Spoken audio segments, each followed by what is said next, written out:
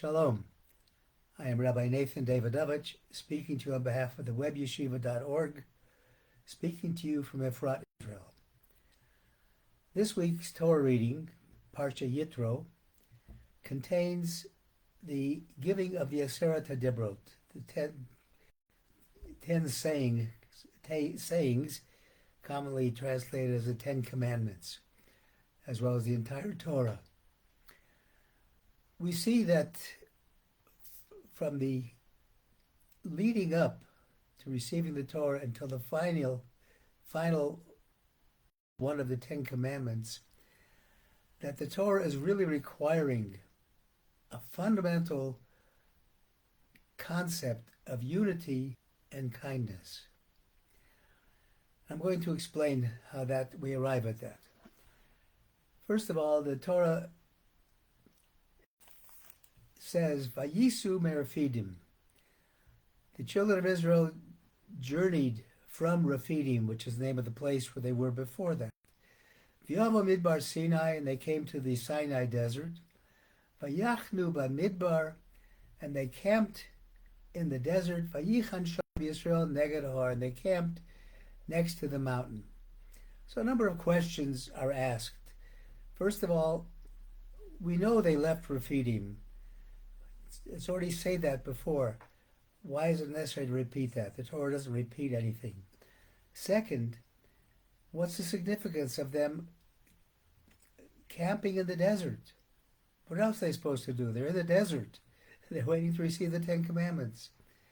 And third, the language, Vayichan Sham Yisrael Neged Har, they camped next to the mountain. We're talking about the millions of Jews who were there, and it speaks in the singular.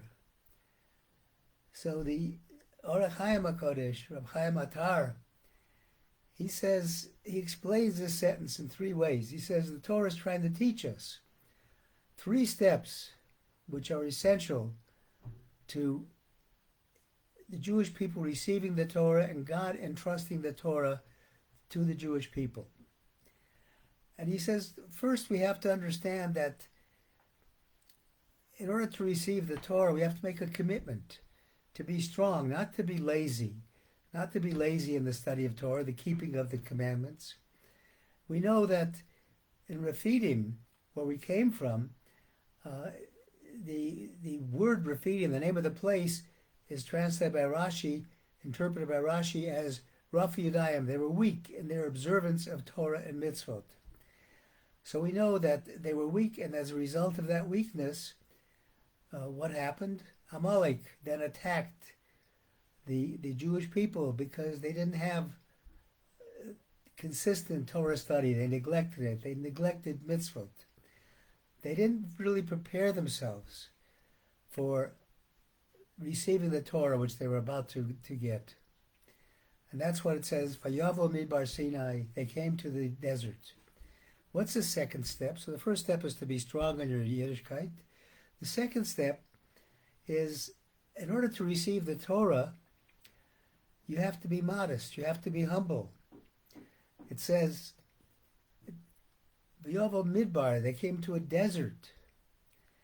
And it says, our sages say that, Ein divrei Torah mitkayme al mi shemashpil atzmo meisim atzma midbar.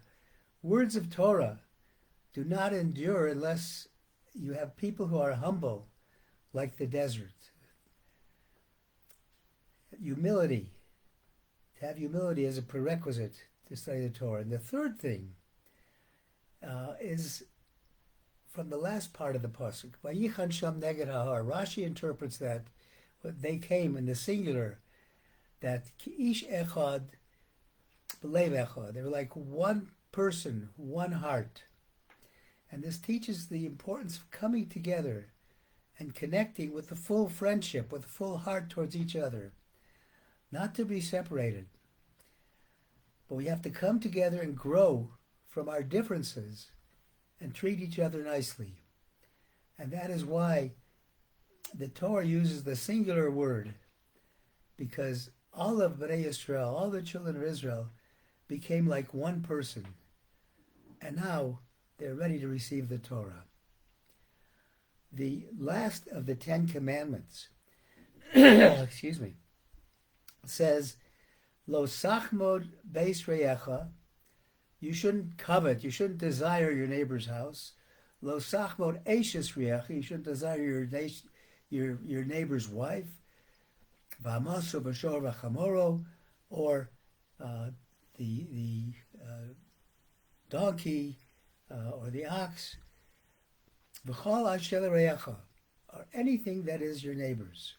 The word reya, of course, means friend also. And the tzaddikim tell us that the main purpose of the entire Torah,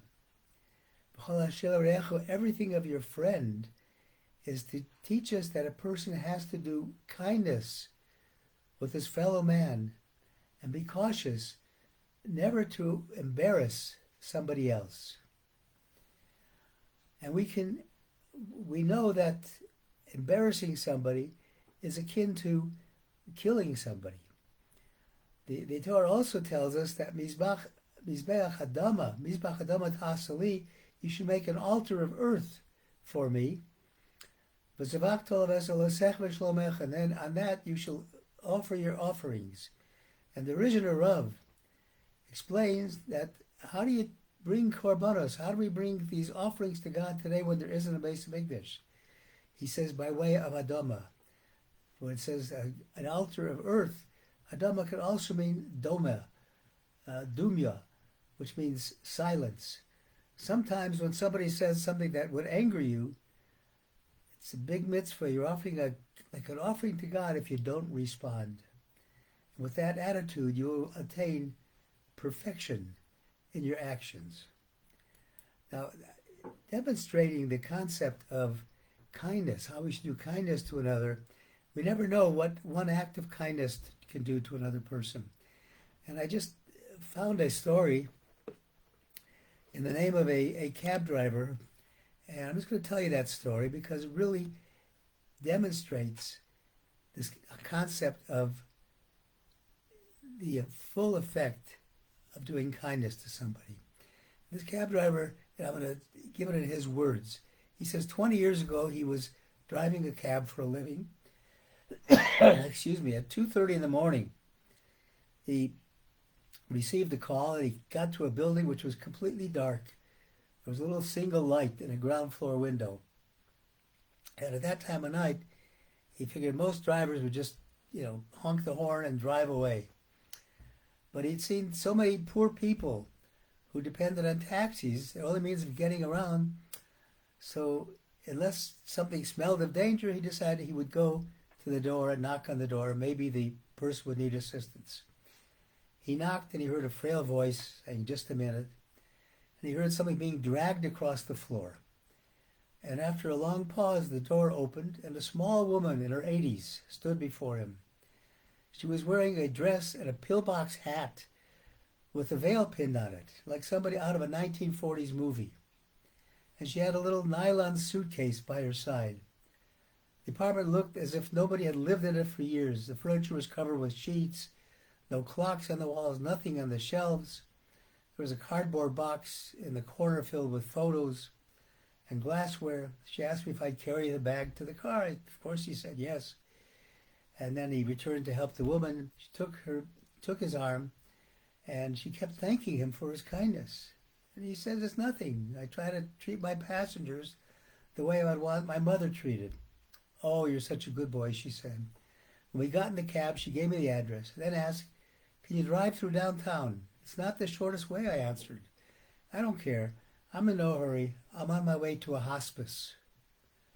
I looked in the rearview mirror. Her eyes were glistening. "I don't have any family left," she continued. "The doctor says I don't have very long." I quickly reached over. I turned off the meter. "What route would you like me to take?" So for the next 2 hours, they drove through the city. She showed him the building where she had once worked as an elevator operator, the neighborhood where she and her husband lived when they were newlyweds. I pulled up in front of a furniture warehouse that used to be a ballroom where she had been dancing as a young girl. She asked me to slow down in front of a particular building and would sit staring into the darkness saying nothing. As the sun was starting to come up, she said, "I'm tired. Let's go now." So we drove in silence to the address. It was a low building, like a convalescent home, and two orderlies came out to the cab as soon as we pulled up. They were very intent, watching her every move. Obviously, they were expecting her. So I opened the trunk. I took the small suitcase to the door. The woman was already seated in the chair, in a wheelchair. "How much do I owe you?" she asked. "Nothing," I said. You have to make a living," she answered. "There are other passengers," I responded. Almost without thinking, I bent and gave her a hug. She held on to me tightly.